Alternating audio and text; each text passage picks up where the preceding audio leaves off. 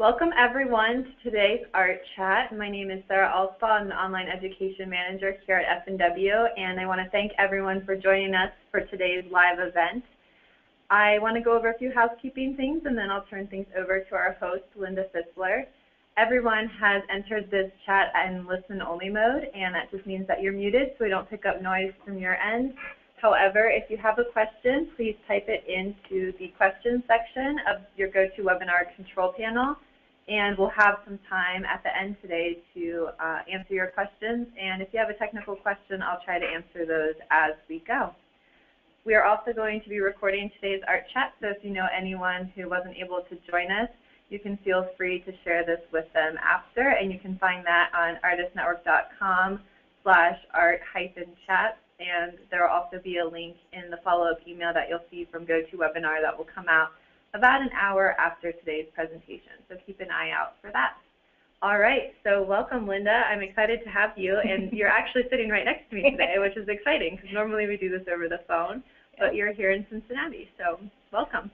Right, yeah. Actually, it's nice to see the new offices. I think the last time that we had done this, we were with Michael Harding, also from London, and we were actually at a different location. So this time I actually get to see the home headquarters of F&W, and it's really exciting. I'm glad to be here. So I just also wanted to welcome all of our listeners. Thank you for joining us from, it looks like, all over, actually. So very excited about this conversation. First thing I want to talk about is our challenge. We haven't done this before. We haven't issued a challenge. The challenge is not a 30-day challenge. It's not a 2 or 3 month challenge. This is something that I think will actually end up benefiting you as a creative person. So the challenge is that I'd like to challenge the artists that are listening, or anyone that is listening, to start writing. And it doesn't have to be something that's publishable right at the beginning. We're going to actually talk with our guest, Joanna Penn, who is a wonderful artist and actually does a lot of podcasts about publishing, and I'll get to actually a little bit about Joanna here in a second, but let's stay with the challenge for a minute. So I want you to start journaling. I want you to start writing anything. If you have been journaling for a while, then let's talk and think about how we can take that journal and turn it into something of interest to your readers, and how you can make that a book, how you make it maybe an instruction book. Maybe we're going to talk about a possible table, coffee table book of your art that you might want to end up publishing some way. So that's going to be the focus. We're going to focus on starting to write. And many artists in the past have written. That's how we know what their techniques were, how they created things, is because they've kept journals. So writing and painting very much go hand in hand, I think a lot more than people realize, and we'll get into that a little bit more when we're talking. So we're going to be welcoming Joanna Penn, who lives in London, so this is our first international broadcast. And Joanna is a New York Times and USA Today best-selling author of Thrillers on the Edge, as well as a nonfiction author as well. She also is a professional speaker and an entrepreneur, and voted as one of the Guardian UK Top 100 Creative Professionals in 2013. Welcome, Joanna. Thanks for having me, Linda and Sarah. It's great to be here. Yes, I'm so excited to be talking to you, and we have a lot that we are going to cover. So let's step back, though, because you weren't initially an author, and you may have been writing. I know that you read a lot of books because we've had kind of a conversation about that. So let's step back in time. Let's talk about your life before you decided to become an author, and what prompted you to begin writing and to become an author, a published author. Yeah, sure. So like I'm sure many people listening, I'm a great reader. I've always read. I was, one of those little girls who would carry books around as sort of teddies when I was very little. And but I think, I was trying to think about it the other day. I remember at school I wrote a particularly vivid essay or something where people were being murdered when I was about 11, and I think my teacher wasn't very happy with that. And I think that was the first time, that kind of self-censorship happened. And we can come back to self-censorship as a big deal. But I think at that point I learned to be a good girl. and that's something I've now spent time trying to escape. But I essentially went into doing what we're all meant to do. You know, I got a degree, and my first degree is in theology. I went to Oxford. I got a job with a management consulting firm, Accenture, and became a cubicle slave, I guess. I financial systems into large corporates for 13 years, which specializing in accounts payable, which you must agree has to be one of the most boring jobs possible. But basically, I was paying my bills. I had a house. I was married. I was doing all the things that you're meant to do. You know, that life tells you you're meant to do, and yet I wasn't happy. And I've always been a journaler. I always write a lot of journals. I've got a whole stack of them next to me here. So I'd always been writing in that way. I'd done business writing, but I could not understand how I was miserable in my work. I tried to start some businesses. I ran a scuba diving company. I did property investment. I just wasn't happy. So the first book I wrote was it's called Career Change. Actually rewrote it after I left my job, but when I wrote it first, it was 2008. If you go on to the next slide, I've got a little picture that people might laugh at. Back in 2008, that's the first book I ever wrote, How to Enjoy Your Job, now rewritten as Career Change. But basically, I just thought, I do not understand why this is going wrong for me. Why am I not happy? I need to study why I'm not happy and figure out a way to become happy with the rest of my life. You know, I was about the early 30s and wanted to figure this out. So I wrote the book, and I say this to a lot of people: the book that will change your life is the book that you write.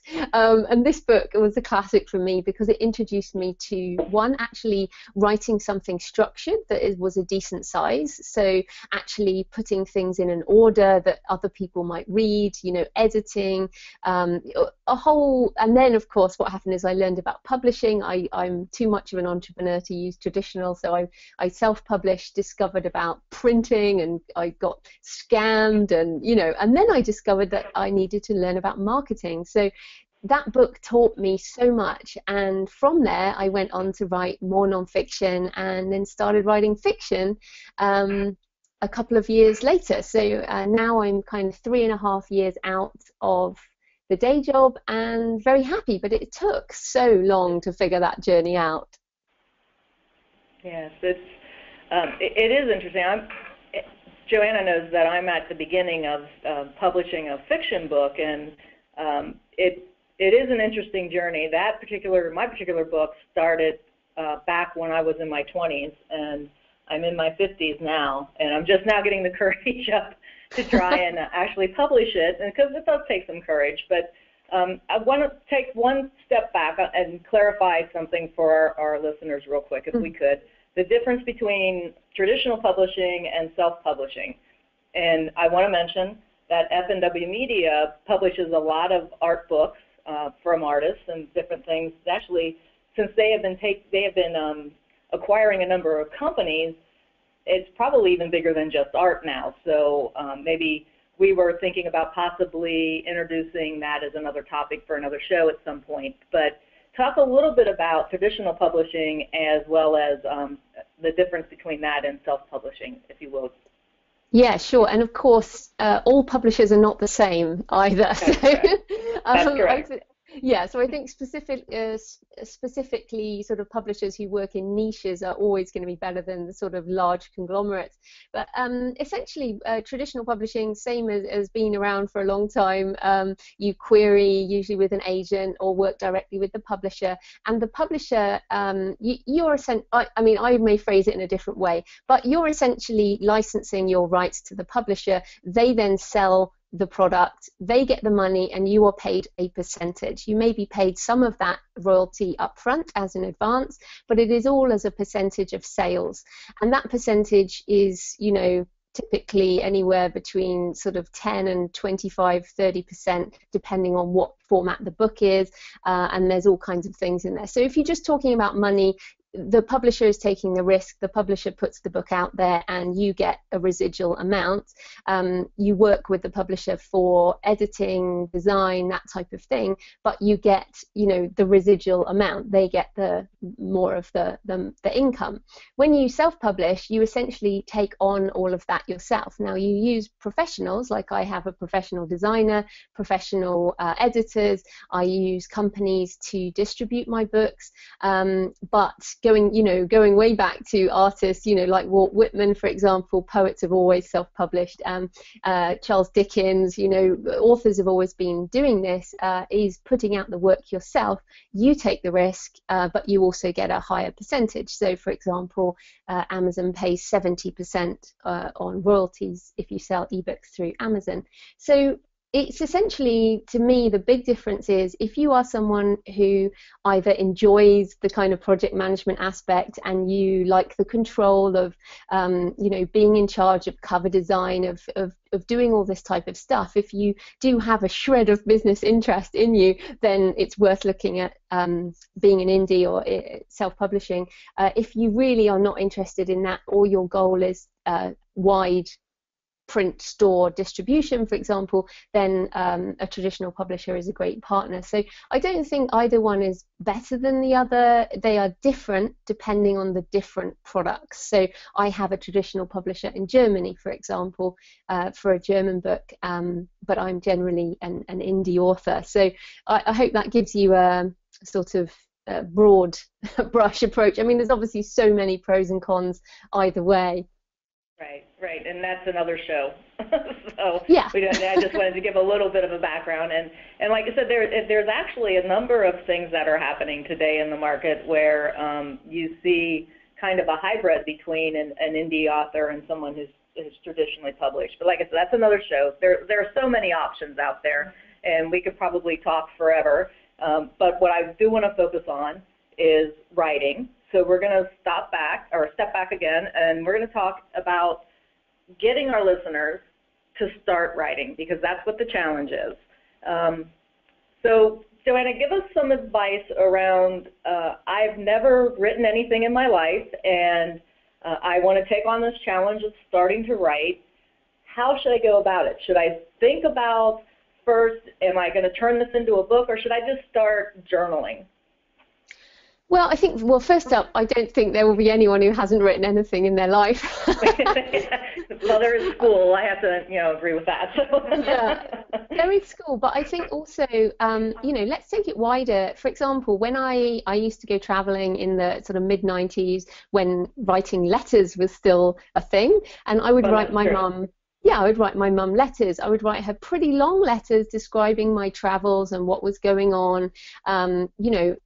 Easily, I mean, many non-fiction books or even historical fiction take letters like that and use them as source material for novels. So think about, nowadays we have email. So maybe you write, people listening, maybe you're writing emails to your sister or your cousin or friends, and maybe those emails are actually the equivalent of, the equivalent of a journal, because I think often, like my dad, for example, my dad would never communicate with me until email, and suddenly he turned into a real writer when email came along. So I think the definition of writing is really important, because I know there's some mental blocks around this type of thing, in the same way there probably is with any kind of art. It's like, don't make this a big deal. It's like, okay, yeah, sure, I've written a couple of hundred words in an email telling my mum about this trip I took. That may well be the equivalent of a journal or something. So just on the screen here, we've got the difference between a journal or, say, a letter or, something private, unedited, unstructured, and focused on you. So this is a good place to start. Those are some pictures of some of my journals that I've been writing for years. And again, just don't make it a big deal.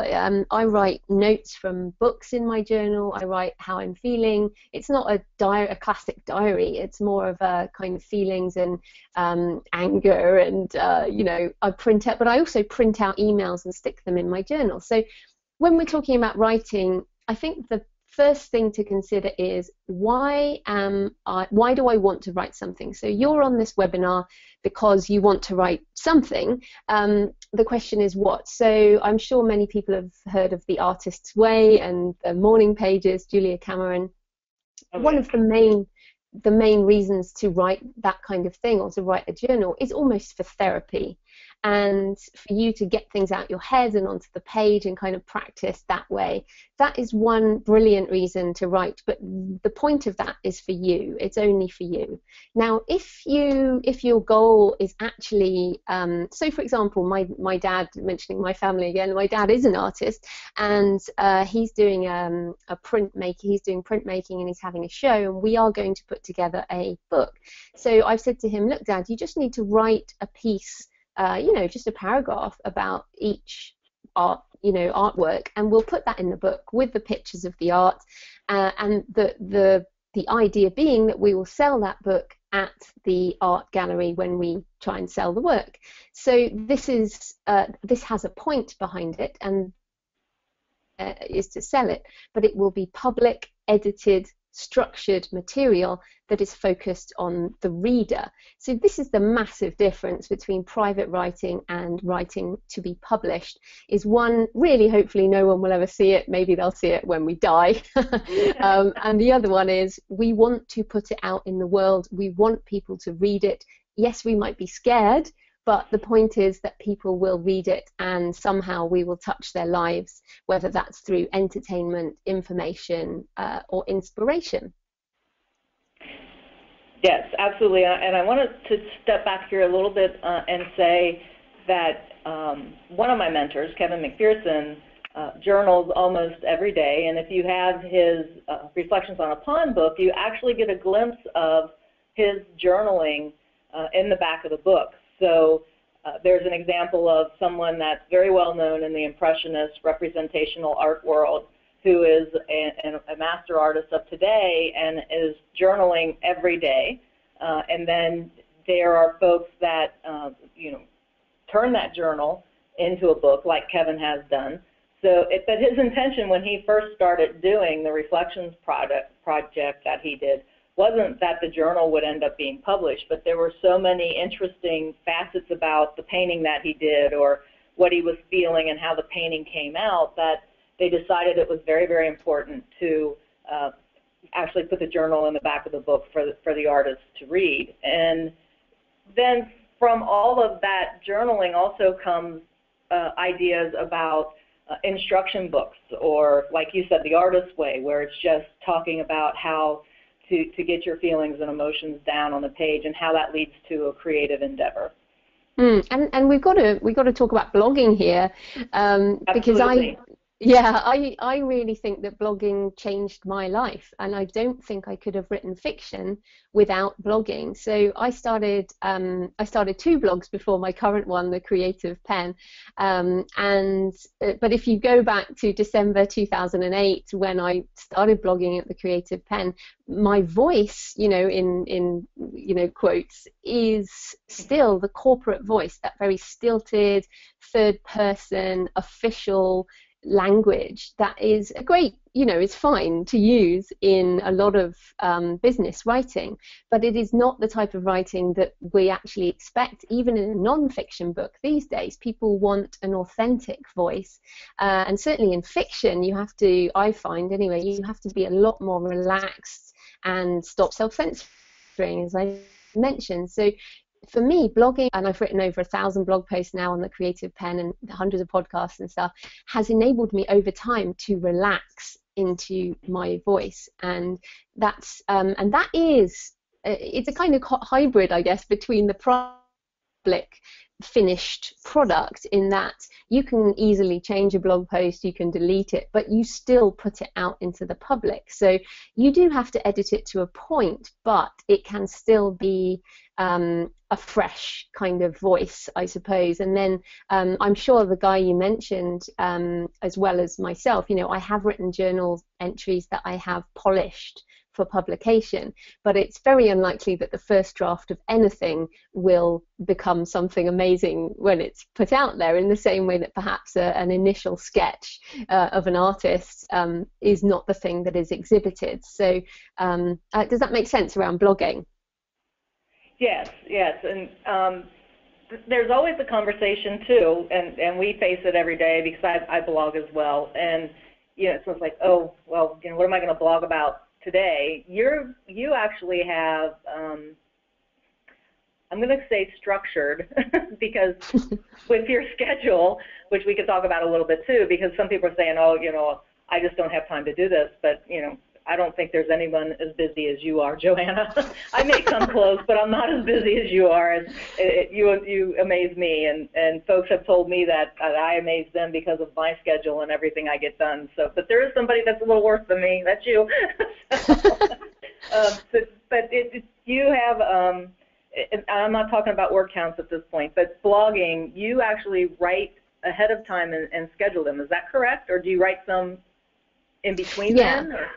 Yeah, so this is something that again has changed over time, but this is the big thing about blogging. I really believe this. The 2 blogs I started before the Creative Penn went by the wayside because I couldn't think of anything to write. I got bored. I wrote about 10 posts and then was like, what do I need to blog about? The difference with the Creative Penn is I am right now, I'm scheduled out till June. We're researching this, recording this in January. So I have 6 months of content scheduled ahead of me, and that's the number of ideas that I want to share. And I feel like if you find, and this is like you say, I work hard.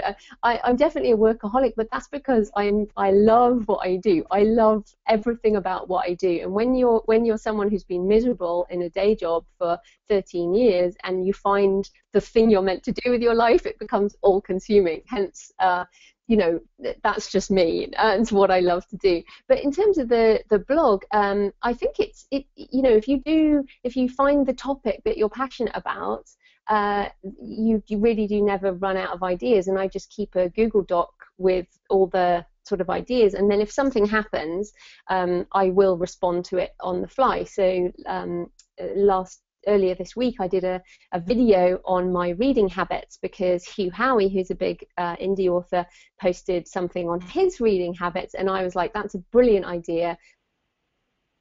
Recorded the video and inserted that blog post and video into my schedule, and then I moved things around. So I do structure things, and also my blog has a business reason. So this is another thing to add to this mix. If you have a website that actually sells products, so for example, if you're selling your artwork or you want to sell your books from a website, then you do need content to attract people. So the type of content you might write for a blog that is a business is different to the type of blog you might write if you're going on a trip and you just want to do your travel, keep a record of your travel, for example. So again, think of the purpose behind what you're doing, your eventual purpose. If you don't have an eventual purpose, then just start writing and that purpose may emerge. Right. And I want to just actually provide a little bit of coaching to the folks that are listening. Don't limit yourself to just, okay, I'm going to type or I'm going to blog about, a particular technique or whatever. Blog about what you want to blog about. It's almost like a public journal, but not maybe as personal as a journal. So if you're, like Joanna was saying, if you're excited about writing about something, you're going to be able to write about it a lot easier than if you're going to be, I need to write about this technique today, and what do I say about this that I didn't say already, and you'll get caught up in that type of a conversation going on in your mind. Yeah, and that's why I think it's really important, especially if people are artists as well, to have a website that's more focused on them. So I counsel people, don't start a website for one particular book or one particular project, because often after 2 years or something, you finish that, you move on. If you start something around you as a person, so the creative, I can use that URL for the rest of my life, Right. because that's now how I define myself. I also have JF Penn for my fiction, and that encompasses that kind of body of work. So be careful about starting sites that are very specific around a topic. So my first blog was one on career change, because that's where I was in my life, and then of course I did change my career. So Right. I didn't want to talk about that anymore. Or public speaking, for example. I've got a book on public speaking for introverts, and I wrote probably 4 or 5 blog posts on that, but I don't have enough on that topic to create a blog for the rest of my life. You know, that's not what I want to do. So if you are going to create something bigger, focus it on you, and you know, yourname.com or .whatever, that would be fantastic. Is there like a .creative at the moment, or a .art URL? There's not a .art. I think most of the artists have a .com, because artists are considered The common like one. authors. You know, it's your company. You know, so you do get into a lot of like brand conversations, which, again, you know, you don't think of your art as your brand. It's basically, if you think about any of the artists that are master artists that have a name, their brand is their name, not so much their art. I mean, when you say Kevin McPherson, or you say C.W. Mundy, or you say Laura Robb, or any of the big name artists that we all know about, not only do you get a vision of their art, but you also get them. You see them when you say the name. You see, you know, if you know them. So yeah, a lot of them are .com. Of course, the nonprofits are .org, but Yeah. yeah. So it's the same. It's the same over here. So we started writing the journal, and at some point we're comfortable, and we may decide to convert that into a book. So what are some of the differences between writing a journal? We may have talked about this a little bit, but writing versus writing a book. And then there's this thing called free writing. If we could just talk a little bit about that too, Joanna.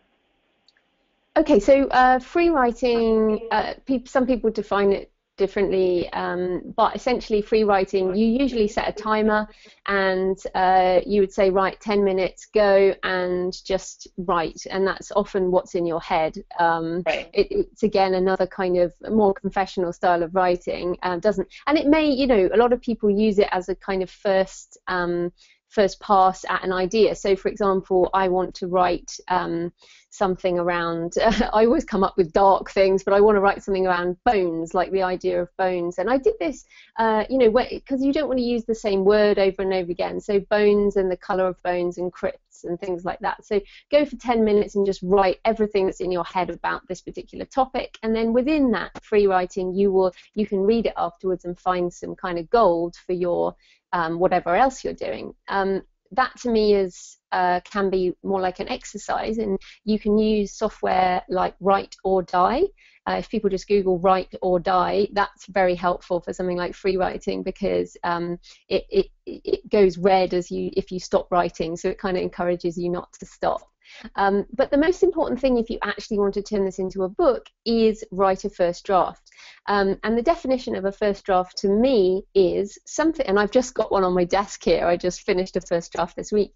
It is a version of a book which you can read end to end without there being things like insert action scene here or research this topic. So it has to be a full draft end to end, but there is absolutely no way you're going to let that out into the world, and no one in my process, nobody else sees that draft. That is my draft.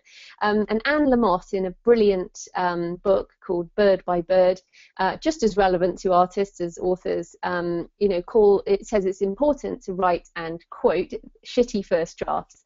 And the reason we use that kind of language is that this really is not anything you want to go out in public. This is the stuff that's in your head. It is in an order.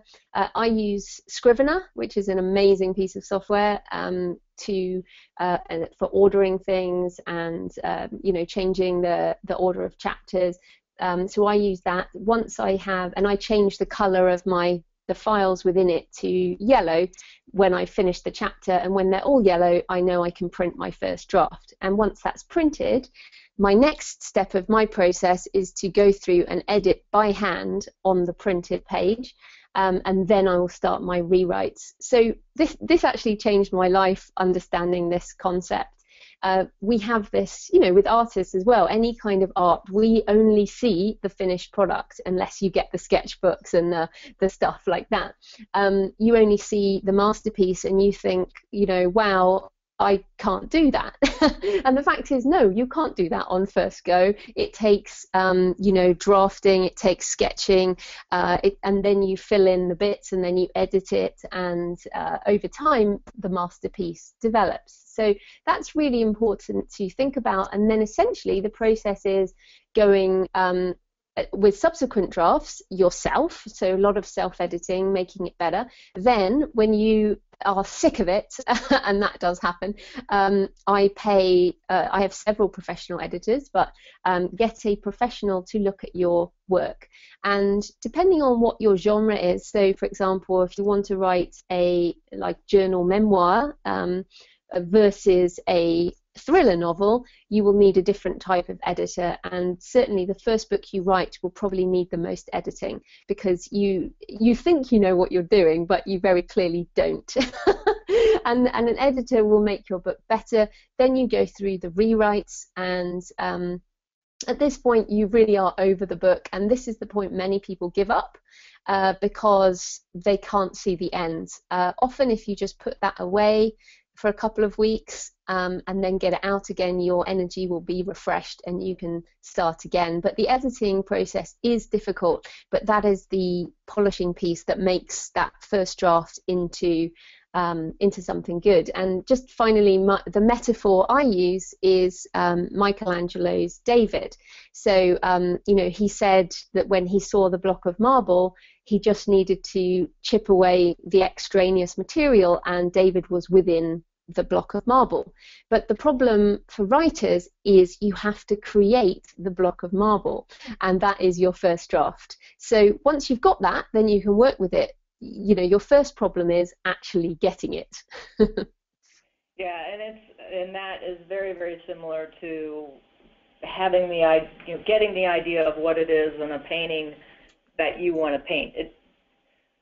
In our world, in the artist world, we call it composition. What's the composition of the painting? What's the emotion that we want to pull into it? So very similar in the writing world is that same thing, is what is it I'm going to write about, and then you begin the free write, you go into the first draft, and all of this is all done within, if we want to put in an art term, our studio or our mind or our computer if we're typing, different things like that. So it's a great start for us at the process. And we're gonna stop before we go to the public editor at this point. I want to remind our listeners that they can submit questions for Joanna and I as well.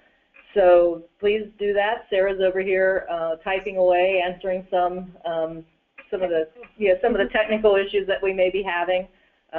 So if you're hearing something, I want to remind you all as well, we are recording this, so hopefully during the recording, if you want to listen to it a second time, some of the beeps that you may be hearing and stuff may or may not be in there. We're not real sure, but we apologize if you're having some technical difficulty.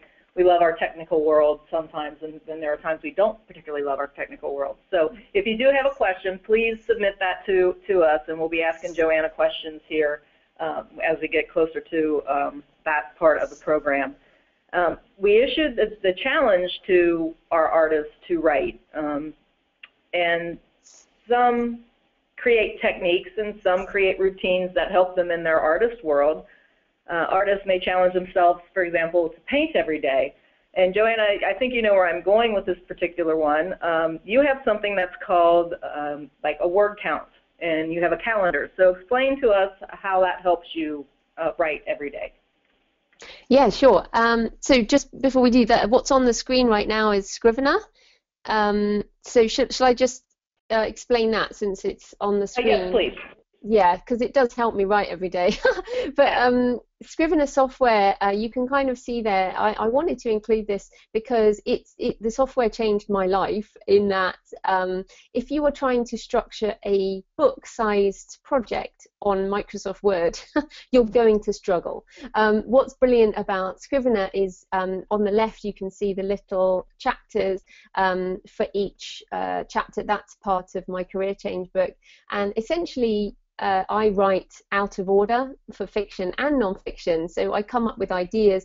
I'm writing a book on mindset for authors at the moment, and my Scrivener file is just all over the place. I just have loads of ideas, and I can just type into any file, and then once I start organizing the work, I will drag and drop those files around, and then I can compile out of the software into Microsoft Word if I want to use that, or when I've actually finished, you can use it to publish files for the Kindle and EPUB for iBooks and that type of thing. So it's amazing software. It's only $49 US. So definitely check that out if you do want to write a book-sized project.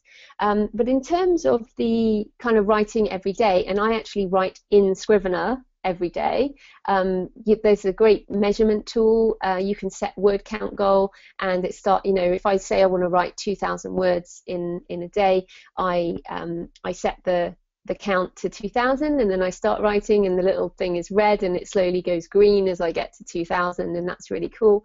And then I also have a calendar on my wall, which is literally just a basic printed calendar, and I write the word counts on the wall, and I get a sticker if I do over 2,000 words in a day. Now that's my goal. That is not necessarily your goal. I'm a professional author making my money from books, so I found this method. The stickers are, I'm sure those of you with kids recognize this from basically basic behavioral psychology of reward, where you get to choose a sticker, and surprisingly it works. So whether your goal is 500 words or a page in a journal, or if it's an art goal, sketch or whatever, using the sticker chart it really reinforces the behavior, I find. Right. And just so I'm going to share what my process is, since I kind of am living in both worlds. I'm publishing a fiction book. Hopefully will be out in February. So basically and I'm going to also talk about a few other friends of mine who are also writers and artists. I don't have a daily word count like Joanna because I'm living in both worlds. I have galleries that I have to submit new paintings to, and I have, also I want to get my sequel ready to the book that I am getting published. So you have to be organized, number one. I think Joanna would agree with that as well. The other part is you have to be committed to doing this. And so one day I may spend in my studio painting, and the next day I may spend writing. And where Joanna has 2,000 words, I have close to, I think the last time that I spent the full day writing, which was about 6 or 7 hours, I got up to about 9,000 words. So I actually like Joanna's 2,000 words a day better than my 7 hours in the studio writing. But there are different ways. Like, I guess the point I'm trying to say is there's flexibility. I know other artists who will paint for a week, and then they'll take the next week and write for a week, and then they'll just flip-flop between those 2 weeks. And it all depends on you and how and what you find works for you. Like Joanna says, this is the 2,000 word count is something that works for her, where I'm not so sure that would work for me as much as I don't find that I'm capable to switch from my art mind to my writing mind professionally, like go from my art mind to writing a nonfiction book, or a fiction book, excuse me. If I was writing a art instruction book, I probably would be doing both at the same time. So there are different ways. Yeah. I'm sorry? There are no rules. Exactly. Thank you, Joanna. So go ahead. If you just go to the next slide, that is a picture of my calendar, so people can see. I thought that might be useful. Yeah. Yeah, that actually, I got a little envious of that. I was like, oh, I find that the more that I write, the more that I enjoy it. Like I said, I've been writing since I was a child. I actually, the weird things that happen when you're a kid, like one week you're in the clique and the next week you're not, or your group of friends decide to be mad at you for something really, really childish that you can't even remember these days. But when that used to happen, I used to retreat to my room and just write. And I mean, I can't remember a time that I wasn't writing. I submitted scripts for that I've been rejected for, but one was like the Star Trek and all these different things. Whatever I'd see a TV show, I'd start writing a script for it. So it was always a lot of fun for me to do. And Joanna, you said that you had read a lot of books. When did you actually start just writing for fun, not for publishing, but just for fun? Well, I think it's more therapy, as in I always journaled, although I say always, the first journal I have with me now, sorry, if you can just go back to that other slide, Sarah. The first journal I have here is when I was 15. But I just wanted to point out that the one where I say, "Have you made art today?" That one, yeah. First journal, for a picture of it. Okay. Yeah, this. I just wanted to point this out because this is on my wall and in front of me, and this is the point every day. So I guess this whole thing we're talking about is you have to really be thinking about what is the point, why are you doing this. Something may be fun. For me, like I said, I'm very driven. I'm a driven person, and my idea of fun is producing work, whether that is writing words or whatever. So when I have you made art today on my wall, I have to look at that and be able to honestly say, yes, I have made art today. And sometimes that art might just be like, for example, my definition is perhaps wider than it should be, but Saturday I will start the research for my next London psychic book, which will be set in the kind of East End of London. So we're going on a sort of day trip and going to the old Whitechapel and going to the museum, and to me that is making art because I'm filling my creative well in my head, and I'll take my journal and I'll write notes and I'll take pictures. That does count as making art. Whereas for me, watching TV is relaxation, although, some TV programs are amazing these days. But these are the things you have to think. So, but if I haven't, like today, I spent 2 hours in a recording studio recording an audiobook, my book, Business for Authors. That is definitely making art, and it was hard blooming work, it really was. So that to me is, and because I measure my life by what I create, it's so important to me to be able to say, what have I accomplished this month that actually is art that's gone out into the world? But then, maybe I'm a little too focused on that, and the definition of fun is work. Yeah, well, I understand that. I think a number of us do. Yeah. But you were talking about, I totally forgot where I was going to go with this now. It'll come back. Let's move on to we're writing, we're comfortable with it. I want to talk a little bit about resources that are available because I actually found Ally, and I actually volunteered to be an ambassador for Ally because I really, you'll talk about it more, but it's, Joanna is an advisor to Ally, I'm an ambassador. Talk a little bit about Ally, which is the Alliance of Independent Authors, their purpose. I don't know if we did already talk about the indie author part of it, but you might want to touch on that a little bit, and then the kinds of information that can be found there. Yeah, so just the next slide has some information on. So essentially, a couple of years ago at London Book Fair, I met Orna Ross, who is the founder of the Alliance of Independent Authors, and we had found each other on Twitter originally, which is how I make a lot of friends. And we were saying, we need some kind of organization. This was before self-publishing was trendy and it was still a kind of frowned upon thing. And so we started the Alliance of Independent Authors, or Orna did, and I'm an advisor. She's done all the work. But essentially, our main reason for doing this is as a professional organization for authors who self-publish and who traditionally publish. There's a definition on the website, but basically you have to view your creative, you are the CEO of your creative business. That's kind of the attitude of people who join Ally. Either they already have a creative business or they intend to run their creative life this way. But it's essentially you know, for people who are really taking this seriously and want to do a very good job, our books should stand next to any traditional published book and look just as good or better, and you know, be just as well edited, just as well designed.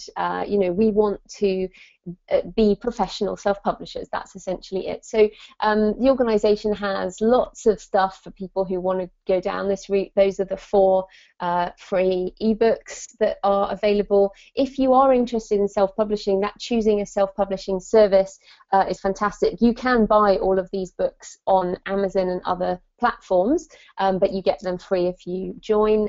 We have a private Facebook group, which is fantastic for asking questions. We have a monthly audio like this where me and Orna answer questions. We have other hangouts with people who do foreign rights, with book marketing people. You know, we're starting meetups in, you know, all over the world.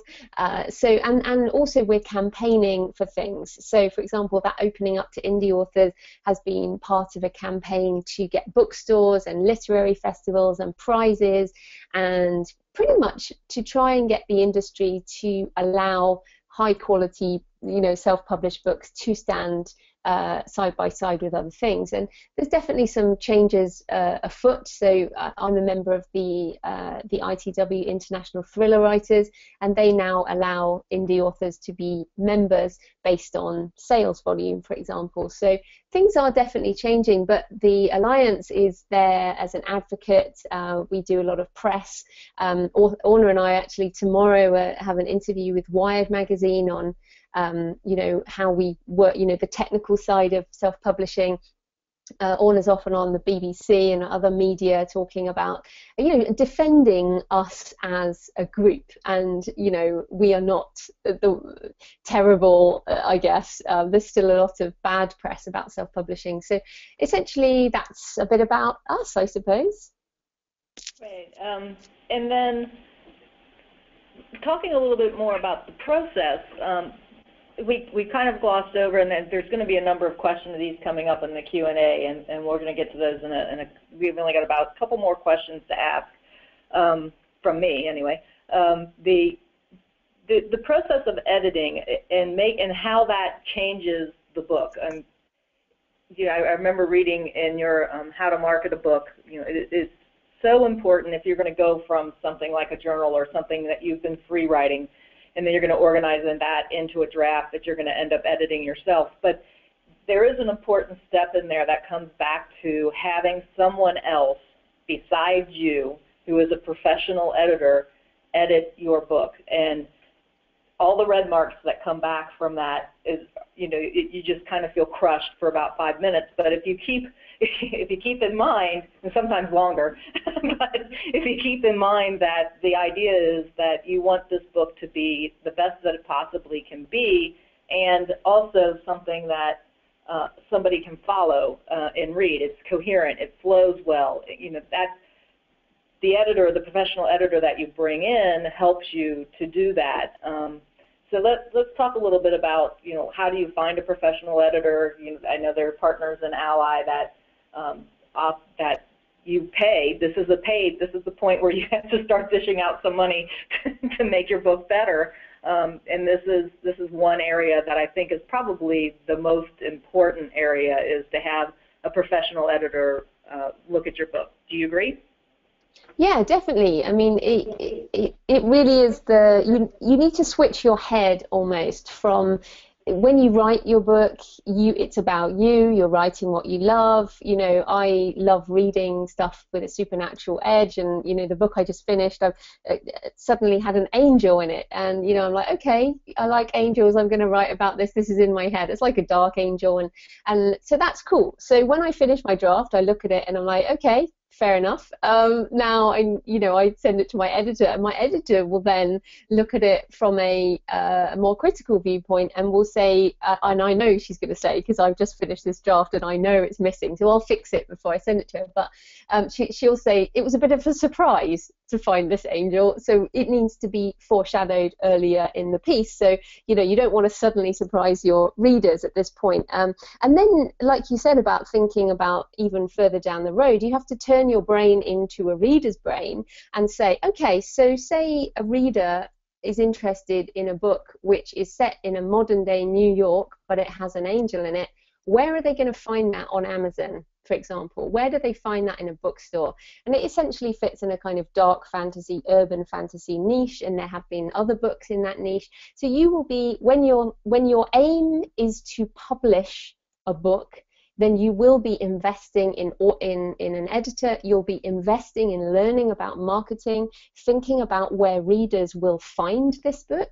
I mean, it may be that you're just going to sell it, or if it's an art-based book, it will be you're selling it on your website or whatever, so you have readers. If you want to sell it on Amazon, you have to think about the category that you're going to target, what the readership is that you are targeting, and those are some things that your editor won't do, but you do need to think about. And when you get an editor, you should look for an editor within that niche. So my editor specializes in thrillers.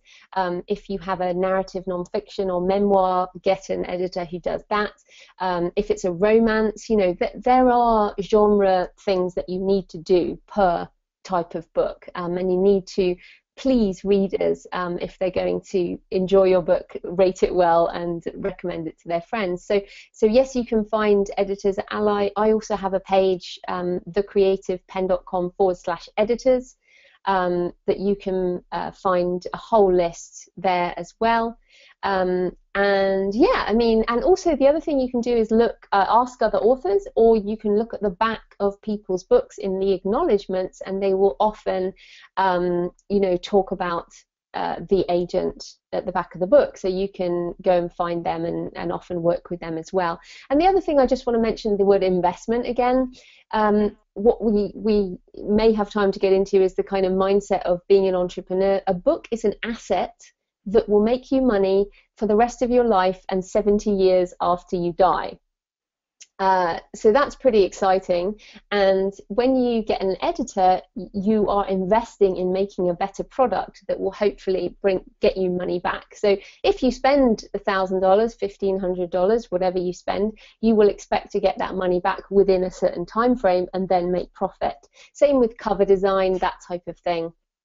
Absolutely. And I just wanted to touch on it really, really quickly, because I want to get to the questions that we have coming up. And I also want you to talk a little bit about your Arcane series. But I want artists who are listening to this to start to think of themselves as a creative entrepreneur. And there's a whole lot that goes into that. And we're just going to touch the very, very top of that topic. But I also wanted to announce that there is a new Facebook group out there. It is a closed group, and it will be going to a secret group after we get probably about a month from now. And the reason why we're going secret is because of some of the things that we are going to be talking about. Folks may be wanting to share some of their journal or something that they have, so I want to keep that kind of closed so that people just can't find the page and start reading things. But the Facebook group is called Artist to Creative Entrepreneur. If you go out and you search that in Facebook, you'll find it. Ask to join that group, and I'm creating this group as kind of a support for us artists or anyone who wants to start writing, who wants to take what they're doing and make it into a creative entrepreneur type of career. So go Google that. I'll probably ask Sarah to provide a link to that at some point. Here we'll probably update the slides maybe afterwards and put some links to Joanna's blog, the Creative Penn, and that group, as well as some other links. as well. So we'll update that page here afterwards. But again, Artist to Creative Entrepreneur is a Facebook group that I'm creating to kind of help support you in this challenge along the way.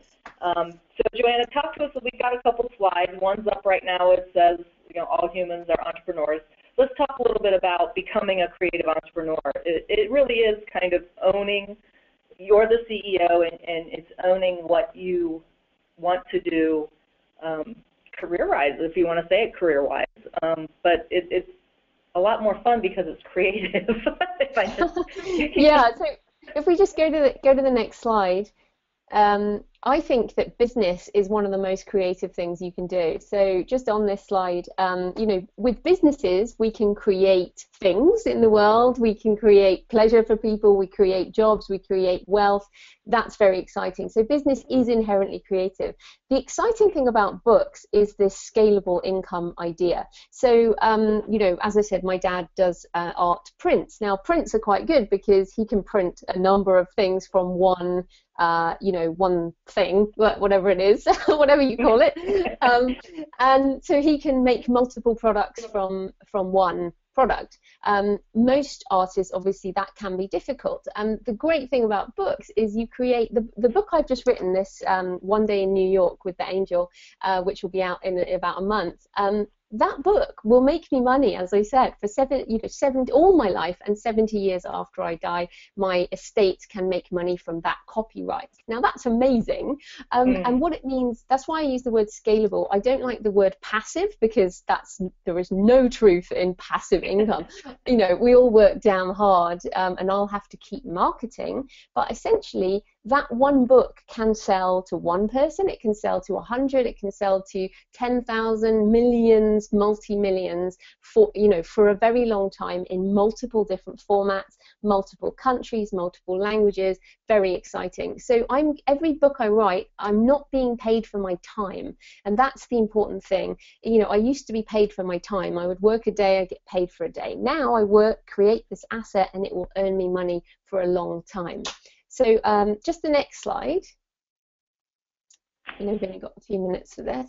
But essentially there are a couple of business models for books. The high volume production model, which a lot of fiction authors are using, and non-fiction, is to write smaller books, write a number of smaller books regularly.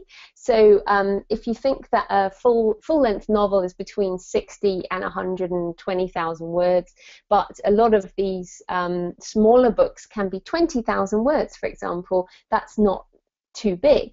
So if you can even do one of those every sort of month or two, do lots of little small books.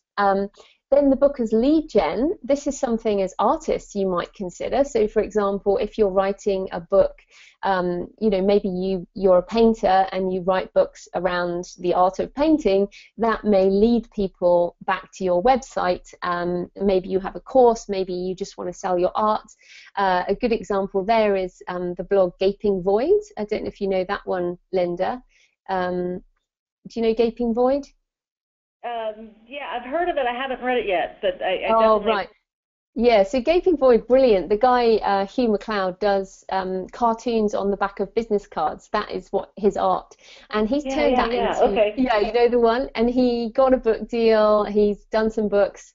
He now has like a multi-million-dollar business selling his art online. You should all definitely check him out. But his book is not... The aim was not to make money with a book. The aim was to bring people to his website, sign up for his list, get his daily cartoon email, and then buy his artwork. That was his model. And the other way is book as the way into teaching or speaking, which is one of the things I do, and you can obviously earn good money doing live events. So and I use all of these methods, so you can think about that too. So just quickly onto the next slide, I just wanted to expand on the multiple ways that one manuscript is done. So we talked about your first draft. That's you can see my edits on that first draft there, kind of destroying the book. But once that manuscript is finished, it is not one book. And this is how publishers have these amazing businesses, because this is what they do with your rights. You think you're selling one book, but actually it's not one book. And this is why I love being an indie. So you can create ebook editions, and that might be Kindle, iBooks, Kobo, Nook, all the different types of digital editions. Print editions, and I use print on demand. I use CreateSpace. You can use Ingram Spark. You can look at Blurb for picture books particularly. You can do an audio edition. Then you can look at subsidiary rights, film, media, short stories, anthologies. Then if you multiply that by the country market, so I'm now selling in 63 countries worldwide. So if you do those sums, you're looking at quite a lot of income streams. And then again, multiply that by language. And I'm now doing deals in, I've got books out in German, Italian, and Spanish, Portuguese coming. So you could do all of this stuff with one product, which I think is pretty magical, really. So that's another thing. And then just briefly on the next slide, the global market. I get very excited about this. So you probably tell from my accent, I'm in the UK. A lot of people get very obsessed, particularly I find Americans, get very obsessed about sales in America. So you can see here that my biggest circle is on America, North America and Canada. This is Kobo, so that is Canada, the big bubble. But essentially you can see all these other ones all around the world, and the one in Africa there, not the tip, that's South Africa, but the little lump there, that's Burkina Faso. And when I first sold a book there, I was just absolutely thrilled. When your books reach these countries that you may have either never heard of or just never thought you would sell a book there, this is very exciting. So the world, America is ahead of the curve in terms of digital reading, but the rest of the world is it hasn't really even started yet. So that's what is exciting to me about this business for the long term. So when you're thinking about, should you write a book, should you do something like that, consider what it might mean in the next 5 years, 10 years. However, I'm expecting to live another 50, fingers crossed. But what the world's going to look like in terms of being able to have a global business, it's a very exciting time. Yes, it is. And it's changing, very dynamic time. Mm. Yes. So I guess I want you to talk about your Arcane series and the other books you've written, so that you can talk about that, if you will, kind of quickly, Joanna, and then we'll get into some questions. Okay, so that's just sorry. Well, people will get these slides, so we don't have time to go through all of them right now. So it's just slide 19, I think it is, just zipping forward. We've talked about editing and that type of thing. So just briefly, I have fiction and non-fiction. These are my fiction series, and here's just a little marketing thing that I thought I would also mention. When people say, "Oh, what are you writing?" you really do need to have something pithy to say so that people remember you. I'm sure you guys have the same stuff around art. If you are not famous and people want to know what you're doing, you can't just say, "Oh, I'm writing this" or "I'm making this." If you have a hook that will hook into somebody more famous, they will remember you. So my Arcane series, I say, is Dan Brown meets Lara Croft, which people will understand, as a kind of action adventure / religious thriller. And then I have the London Psychic series, which is Stephen King meets P.D. James. So if these are good things to say if you want people to recognize your work. So those are my fiction, and I have that. If you're interested, I have a free book there. You can go to jfpenn.com/free book. And then just go to the next slide so you can see my non-fiction again. For you guys, if you're interested, there's a free download. It's like a 90-page PDF called the Author 2.0 Blueprint, which you can get from thecreativepenn.com, and that's Penn with a double N. And there's all kinds of free information on writing, self-publishing, marketing, and being a creative entrepreneur, as well as over 200 episodes of my podcast as well. So lots of information if you want to take this further. I think that will probably do, and we can do some questions. Great. Yeah, I just wanted to reemphasize something that you said, Joanna, and that hook line, it really, really does make a difference, because I've had, as soon as you say, I'm writing a book to someone, that's the next question is, what's it about? And if you spend 20, 25 minutes telling them every plot line in your book, by that time they're looking at their glass saying, well, I need to go get another drink, and you've lost them. So I created one for my book, which is called Blind Influence, and it's Jason Bourne meets the good wife in the West Wing.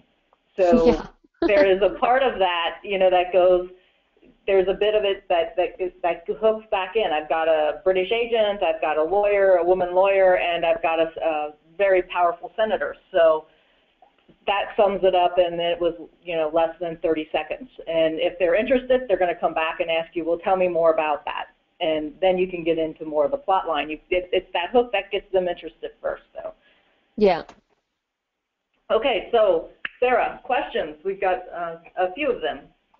Excuse me, we do. If you guys have a question, please type that into the questions section of your GoToWebinar control panel. And I'm going to start with this question from Lynn. And Lynn says she has an ongoing battle between being authentic and driving sales/branding. She says she writes an art blog and has journaled since she was 11. Now at age 34, she wants to start writing a specific art journal, but she's trying to figure out, how do I write about what I want, my journey, but keep focused on what so many business models tell you to do, and that is write for your audience. How do you kind of reconcile that, and how can you give her any advice as to how she can be a little more authentic with her writing? To me, marketing is sharing what you love with people who love the same stuff. So I don't think there is any mismatch. I think if you are writing about what you love, then you will attract the people who love that too. So that can be an art journal about, I would say, about what inspires you or what your life is like. The main thing to remember here, the web has changed a lot. People want to connect with people. They don't want to connect with corporate brands. So, people are far more interested in you. And so if you write, in the most personal things that I do get the most traffic, the most comments. Like when I did my post on my reading habits, I had a couple of books. I don't have many print books anymore, but I showed people the print books I have, and people loved that. I just said, this is a book I love. It's Carl Jung's Red Book. It's this massive oversized book with paintings in, actually, and I showed this on the video, and people love that stuff. So being authentic is just being you. And I mentioned earlier, I said about bones and ossuaries. I share pictures on Pinterest of graveyards because that's what I enjoy, and actually that also comes out in my fiction. So and my blog jfpenn.com is probably more the one you want to have a look at, and I use Pinterest a lot for my fiction. It's different to my business side at the Creative Penn, but essentially I don't see any disconnect. What you just have to think is, all right, I share authentically. Maybe pugs are another thing. Me and my husband like looking at pictures of pugs on Instagram, and pugs on Instagram is massive. That's quite weird. But if you're a bit weird and you share the stuff that's weird about you, the stuff that you'll find other people are weird, and those people are the ones who might like your work. This is why I have two websites, because I really do feel like I have these two very different sides, and I have two different products. So these are questions around branding. JF Penn is a kind of dark, sort of a dark woman with a shadow who writes, has a lot of body count, and Joanna Penn is very happy, smiley. So that's why I have two brands. But realistically, the marketing is just sharing what you love and attracting people who love that stuff too, and they will naturally check out what you have for sale. I really only push things when I have an actual release. But this free ebook, for example, that's on the screen, the Author 2.0 Blueprint, it's free, but constantly brings people into my website, and they can just do stuff for free. Maybe they'll buy a book, maybe they won't. It's not that big a deal. It's just about sharing what you love and what you're enthusiastic about, and you will attract people. Thank you. That's a wonderful answer. Hopefully that helps you out, Lynn. The next question comes from Robert. Robert asks, what is your best advice for writers who suspect that they have talent but are lazy procrastinators who make the mistake of thinking that they have time? Well, I'll start with a quote from Stephen King, which is something like, talent is as cheap as table salt, which I think is brilliant. And not to be offensive here, but the point is, talent is nothing, ideas are nothing, execution is everything. Like I said, have you made art today? The emphasis there is made art today, as opposed to thinking about art or dreaming about art or thinking, yeah, I could do art, This is... I absolutely, there is no way that my books are the best in the world. Absolutely no way. I do my best, but all of us can say that. We all know that our stuff, we do the best, we get better every time.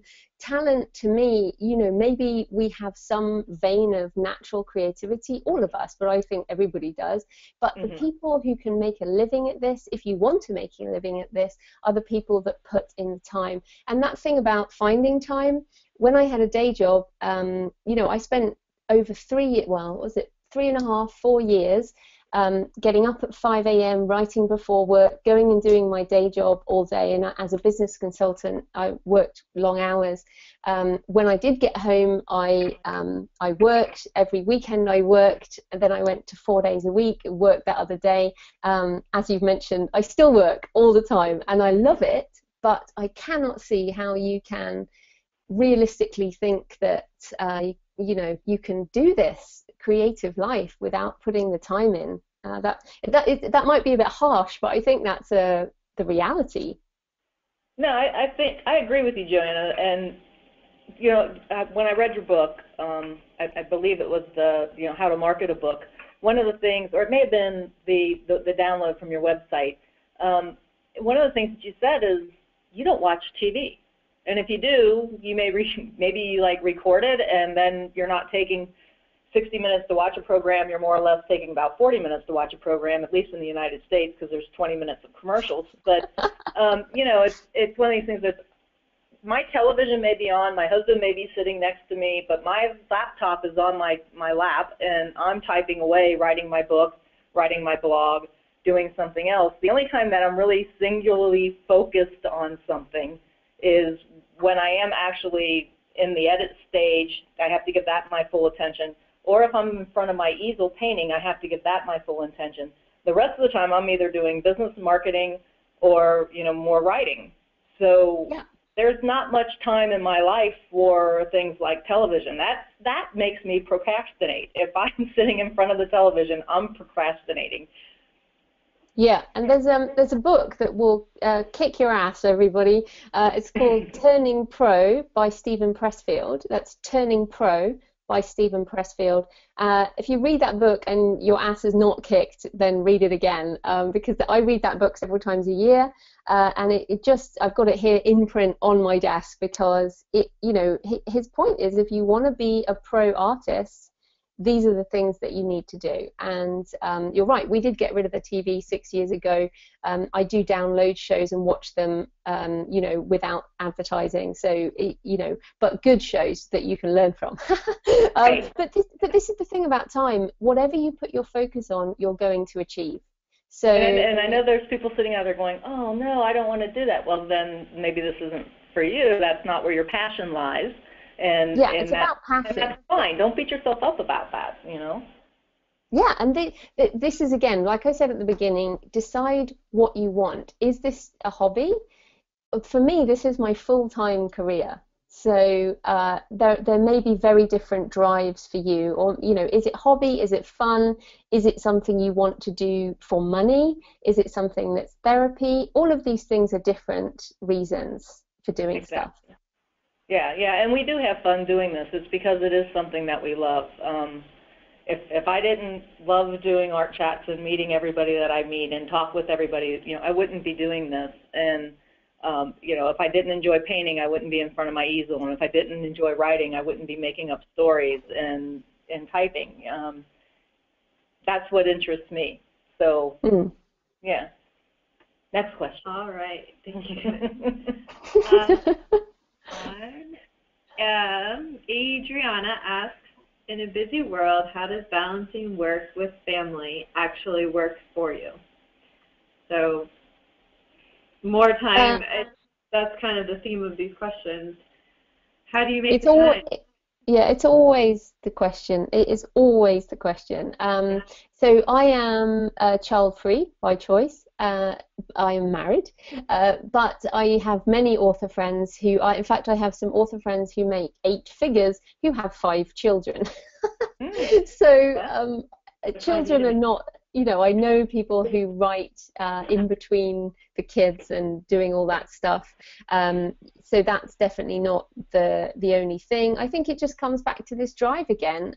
When do you, I also have an app on my phone, it's called Office Time. That may help people. If you actually start logging the time you spend on stuff, you will find pockets of the day. So John Grisham, for example, wrote A Time to Kill. Every lunch hour he would write 1 A4 page in his book or on his legal drama. So 1 page a day. He wrote a book. He wrote A Time to Kill in a year of lunch hours. Now, I'm sure we all would say, I don't have a lunch hour. Well, then make one. It's about changing your attitude, again, towards everything else, and realistically considering what you can drop in order to do other things. Now, we all have to do some exercise. We all have to cook the dinner. We have to do the housework. We have to look after the kids, spend time with our family. And we love doing most of those things. But you also have to think, again, how am I, what else am I doing in that time? So coming back to TV is a really big thing. How many hours a night do you watch TV? Is it 1 hour, in which case, great, go ahead, relax, have an hour of TV. Is it 4 hours, which I think is the national average in the US? I think it's some crazy amount of time. Or, for example, can you get up an hour earlier on a weekday before work?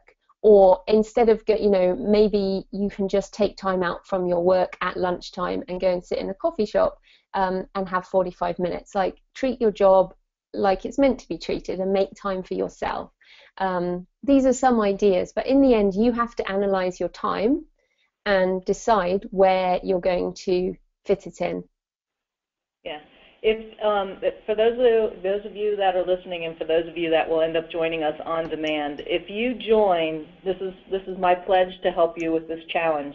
If you join the Artist to Creative Entrepreneur Facebook group, or if you write me personally, I will help you with a time management tool that I used when I was working as a consultant for someone, and we talked about time management. So I have a tool that can help you, and I'll help walk you through that if you join the Artist to Creative Entrepreneur group. We'll go through that time management tool together. Okay, and a couple people were asking for the name of that again, and it's Artist to Creative Entrepreneur, as Linda said, and I will send you a link to that when we send out the recording as well. So keep an eye out for that. We have another question here. It comes from Charles. Charles says, hi, I have written a series of short stories about African animal interactions along the Australian Dreamtime or Aesop fables. I'm not sure who's in there. And then he goes on, I'm not sure if I should publish as individual books to the children's market or compile into a short book for a more mature audience. I'm also doing illustrations for the book. Cool. Any advice? Yeah, well, those are 2 very different markets. Yeah. So writing books for kids, it will be very different writing to short stories for adults. So you really need to make a decision on who your audience is. If you're doing an illustrated book for kids, have a look at iBooks Author and also Kindle KDP Kids Book Creator, which is a new tool to make illustrated books on the Kindle Fire and things, which have kind of have pop-ups and are really, really good. So I think certainly if you're doing illustrated books for kids, that has real potential. I've got to tell you, writing short stories for self-publishing is difficult, and also if you try and get traditionally published, short stories generally don't sell so well as anthologies, certainly not if they're by an unknown author. You can get them into multi-author anthologies or submit them to magazines that publish those types of stories. But if you look at the sales by category on Amazon, short stories are difficult to sell. Now, novellas, which are a bit longer, are not so bad. So say 20 to 40,000 words is a novella or a shorter book. That length is fine, but a short story of around 5,000 words is difficult to sell. But of course, writing them is excellent. And I say sell, I mean self-publish as a book sell. You can definitely sell those to short fiction markets or other magazines that want shorter pieces. Or if it's the kids' book thing, then I think there's a lot of potential that way. So definitely decide on your market, and that will really impact how you write your book. Okay. And then Linda asks, not me, a different Linda. Sorry, not Linda Fisler. Linda in the audience asks. So she says, my dream and goal is to write and illustrate a children's book. How do I go about the copyright process? Also, what are your thoughts on creating a pen name? So copyright is a passive right, as in you have copyright as soon as you create anything new. There are some people who say you do need to register your book or your whatever with, if you just Google register copyright US or wherever your country is, you'll find the right thing, but it is not necessary. It is a passive right. I'm not a lawyer, so that is not advice, that is just opinion. But there is a book called Legal Issues for Self-Publishers or something by a lady called Helen Sedgwick, Sedwick. And Helen has a great website on the legal aspects, so please look at Helen's site. Helen is also an attorney, so definitely look at Helen's site for legal stuff.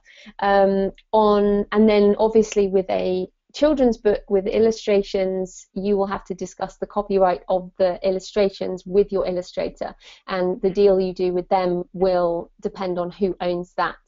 Then with a pen name, pen name, lots of people use them for many different reasons. I use two names. They're not really a pen name. I mean, my name is Penn, but I use my initials. The reason I use initials is to be gender neutral, because there is evidence that men won't buy books by women, and I write action adventure. And obviously that's a large generalization, but there is some evidence of it. So I didn't want my books to have any gender bias, hence I went with my initials. And you'll actually see a lot of authors with initials are female. That's often the way it goes. But in terms of using a pen name, just a lot of erotica authors, obviously romance authors use pen names. There's no issue with it. You just use it, and you can be authentic. You can have a website with the pen name, whatever you want. There's no issue with that. I'm not really sure what the question is, because obviously lots of people use pen names. Okay. Let's see. Lynn has a question about the software you were mentioning earlier, Scrivener. Is Scrivener good to use as a journal, or is there some other cool, funky software as opposed to just boring Word? Yeah, if you just want to, Scrivener isn't really for a journal. I mean, you can use it for a journal, but it's more for actually creating books or theses, or you can use it for blogging. But there is a cool journaling app called Day One. just day one, and I've been using that. It has an app on the phone as well as desktop, and it has little pop-ups that kind of remind you to enter stuff. The other thing, but generally I just use, I have actual physical journals for my journaling, but yeah, there are lots of online options for that. Okay, thank you. Jeanette asks a question about your writing process. She's wondering if you write one chapter and then edit, or do you write all of it and then go back and edit? I'm a bit of a mix. I generally will write about 20,000 words of a full-length novel, and then I will have a read and figure out where I'm going, and then I'll kind of plan the next bit, and then I'll write the next bit. But I won't do an edit, like a line edit, until I've finished a draft. Then I will print it out and let it rest for a week, as in I won't look at it. Stephen King suggests resting it for a month, so that it's fresh, and then I will actually attack it with a pen and rip it apart and write notes all over the draft, and then I will go back into Scrivener and do a major rewrite, and then I repeat that process essentially. So I do a bit of a combination, but do not upset. I mean, definitely the first chapter you write is the one that will be most edited, so don't start editing as soon as you write, because you'll never get anywhere. And it's actually one of the things that people say is stops them finishing anything, is that perfectionism. Actually, there's a really good book called Perfectionism and How It Harms Writers by Christine Catherine Rush, R-U-S-C-H, and her website is Chris Writes, K-R-I-S Writes.com. She's amazing, and that book will help you if you are a perfectionist and your question suggests that you might be, because you're editing from the beginning and never getting anything kind of finished. My process is similar to Joanna's, but I typically will write out a full outline, chapter by chapter, what I want to happen, where the characters are brought in, and that takes me from focusing on editing into basically a free write, and I write from start to when I finish. Then I go back, I go from Word to another software package and pull things to actually create the book back towards the outline. So 2 different methods, just wanted to mention that. All right, and then we're almost out of time here, but I'm going to combine 2 questions here. One comes from Fern, and the other one, let's see, Cindy. And they want to know the best software for an art coffee table draft, Adobe or Scrivener, and then the other question is about a good editing software for somebody that's doing English as a second language. Okay, so for publishing coffee table books, I point people towards Blurb, blurb.com, which actually has really good software that you can actually just create the book within the product. So that's excellent. You can also look, if you're doing this more as a commercial project, you can look at Ingram Spark. They have some options, but I like Blurb a lot for photography and art type books, and that's what my brother's a photographer, he uses that. And then the other question was on software for what, sorry? She says, could you recommend a good editing software program that would help someone with English as a second language? Oh, okay. Yeah, so I think you're just wanting an editor in English. The editing is not really a software. You actually have to pay somebody to read the book and edit it for you, as in you just give them a Microsoft Word file and they will go through with track changes and edit it for you. So they will change words and put comments and that type of thing. So it's not so much that there is software that will edit for you, it's that you create the book within software like Scrivener or Word or whatever, output that and send it to a physical person who will then edit it, and then you make the changes back into your software and go forward with publishing. So I hope that answers the question. I think so, thank you. And I think we actually got to most of the questions, so I want to thank everyone so much for joining us today. And as I mentioned earlier, we have been recording this session, so keep an eye out. You'll get an email from GoToWebinar within the next hour or so that will have a link to where you'll be able to find this recording. The recording will probably be up later today, so check your email later, and also feel free to share that with anybody who may have missed us today. And also we'll have the link to Facebook, as well as some links that were included in this PowerPoint. And then we could probably send the PowerPoint presentation too, if you're okay with that. Yeah, that's fine. Yeah, okay. And I know a few people said that they couldn't click on them, and no, you can't click on it through GoToWebinar, but you will be able to click on it if you open the PowerPoint on your computer. So we'll send that out as a file as well. So thank you everyone for joining us, and I want to thank Joanna and Linda, our hosts, for always doing these. Do you want to tell us about an upcoming art chat or anything you have going on, Linda? Not at this point, but keep in touch, because we are going to revisit this a couple times, I think. And I just want to thank Joanna so much for taking time out of her busy schedule to talk with us about this topic. And I'm sure I'll be in touch with you more and more, Joanna, as we start working on allied things together. And you are going to be in Charleston, South Carolina in April or March? It's March, yes, March. PubSense. The conference is called PubSense. It is the 22nd to the 24th of March in Charleston. So yeah, I'm excited about that. So that would be fun. And yeah, and people can tweet me at the Creative Penn, or find all that information on my website, thecreativepenn.com, and that's Penn with a double N. Right, and I know you need to head out, Joanna, so feel free to do so. And thank you again so much, and thank you to our listeners as well in joining us again. Artist to Creative Entrepreneur is a closed Facebook group. Hope to see you there. We've got a lot that we can do with this challenge. I'm so happy that we had so many folks join us online tonight. Or today, and it was tonight over in England, but today here. So hope a lot of questions have been answered. If not, join us in that Facebook group, and we will answer them there. Thanks again, Joanna. Thanks again to the listeners, and thank you, Sarah. All right. Thanks, everyone. Have a good day. Bye-bye. Bye.